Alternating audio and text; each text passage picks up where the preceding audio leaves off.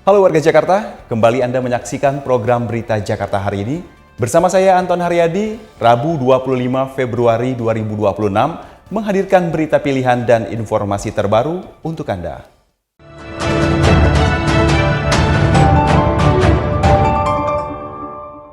Warga Jakarta, sebelum kita ke berita utama Berita Jakarta hari ini, dari meja redaksi telah kami siapkan 3 berita pilihan dari website beritajakarta.id berikut ini.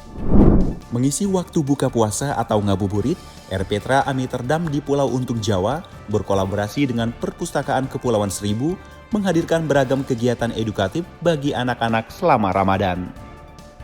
Kegiatan literasi hingga permainan tradisional ini berhasil menarik antusiasme hingga 50 peserta setiap harinya. Selain menjadi wadah bermain yang nyaman, program ini diharapkan dapat membentuk karakter positif dan minat baca anak sejak dini. DPRD DKI Jakarta tengah mematangkan raperda penyelenggaraan sistem pangan guna menjamin ketersediaan dan keterjangkauan harga pokok bagi warga. Tidak hanya stabilitas stok, regulasi ini juga akan mengatur pengelolaan limbah pangan dari sektor hotel dan restoran.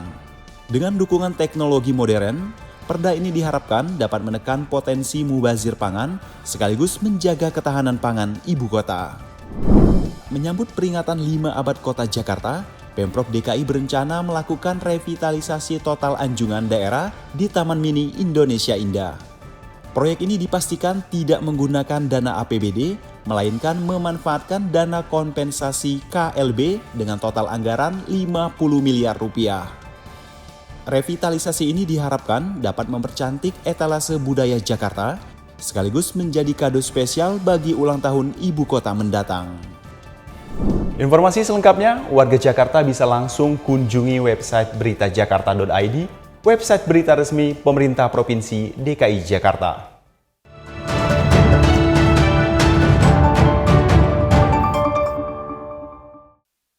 Kita beralih ke berita pertama, Berita Jakarta hari ini. Pemilik lapangan padel yang nakal udah mulai was-was nih.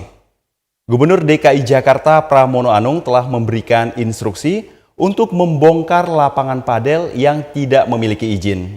Jumlahnya cukup fantastis, ada 185 lapangan padel yang tidak punya izin. Bukan cuma itu, Pramono mengambil langkah tegas dengan tidak lagi memberi izin pembangunan lapangan padel di zona perumahan. Fenomena masifnya pembangunan lapangan padel di berbagai sudut kota Jakarta kini berada dalam pengawasan ketat Pemprov DKI. Usai rapat terbatas di Balai Kota, Gubernur DKI Jakarta Pramono Anung menetapkan moratorium atau penghentian izin baru di kawasan permukiman. Keputusan ini diambil setelah banyaknya laporan masyarakat, mulai dari masalah parkir hingga kebisingan yang mengganggu waktu istirahat warga. Berdasarkan data Dinas Cipta Karya, Tata Ruang dan Pertanahan DKI, dari 397 lapangan yang ada, 185 diantaranya ternyata berdiri tanpa persetujuan bangunan gedung atau PBG. Untuk lapangan padel sudah diputuskan perizinan baru untuk pembangunan atau lapangan padel tidak diperbolehkan di zona perumahan. Semuanya harus di zona komersial untuk yang baru. Yang berikutnya adalah bangunan atau lapangan padel yang tidak memiliki PBG dilakukan penghentian kegiatan, pembongkaran dan pencabutan izin usaha. Sementara, bagi lapangan yang sudah memiliki izin di area permukiman, Pramono hanya mengizinkan jam operasional maksimal pada pukul 8 malam. Selain itu, pengelola wajib memasang sistem kedap suara agar pantulan bola dan teriakan pemain tidak lagi mengganggu ketenangan warga. Tim Berita Jakarta melaporkan. Kita beralih ke berita selanjutnya. Masih soal penertiban dan penataan kota Jakarta biar aman dan nyaman. Gubernur DKI Jakarta Pramono Anung memerintahkan Satpol PP untuk melakukan penertiban terhadap PKL, ojek online, dan pihak lain yang menyalahgunakan fasilitas umum seperti trotoar. Langkah tegas ini memastikan penggunaan trotoar hanya untuk pejalan kaki. Hal ini diungkapkan oleh Gubernur DKI Jakarta Pramono Anung usai rapat terbatas di Balai Kota Jakarta. Pramono mengatakan pemerintah Provinsi DKI Jakarta akan mengembalikan fungsi fasilitas umum seperti ruang terbuka hijau dan trotoar. Tidak hanya untuk memberikan kenyamanan bagi masyarakat, penertiban juga dilakukan guna mempercantik wajah ibu kota. Kami meminta kepada jajaran Satpol PP untuk melakukan penertiban kepada PKL-PKL, apakah itu PKL liar maupun binaan, termasuk ojol, untuk tidak sembarangan memarkir kendaraan ataupun dagangannya di tempat-tempat yang akan ditata oleh pemerintah DKI Jakarta. Menurut Pramono, salah satu kawasan yang menjadi prioritas penataan saat ini adalah Jalan HR Rasuna Said.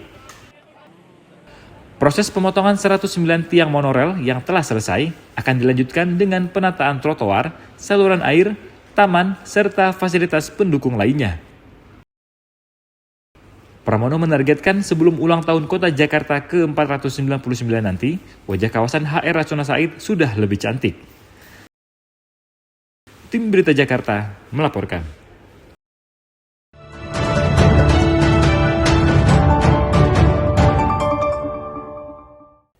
Kita masuk ke segmen Info Jakarta. Warga Jakarta diminta mewaspadai cuaca satu pekan ini. Kalau mau pergi, jangan lupa bawa payung dan jas hujan ya. BMKG dan BPBD DKI Jakarta mengeluarkan peringatan dini adanya potensi cuaca ekstrim hingga 28 Februari 2026. Hujan dengan intensitas lebat hingga sangat lebat diperkirakan akan terjadi di wilayah Jakarta dan Kepulauan Seribu. Warga diminta untuk selalu waspada dan memantau informasi terbaru cuaca melalui kanal resmi BPBD DKI dan BMKG. Dalam kondisi darurat, Anda bisa menghubungi Jakarta Siaga 112.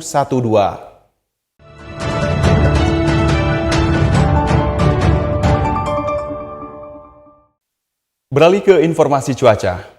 Sebelum memulai aktivitas esok hari, warga Jakarta bisa melihat perakiraan cuaca yang dirilis BMKG berikut ini.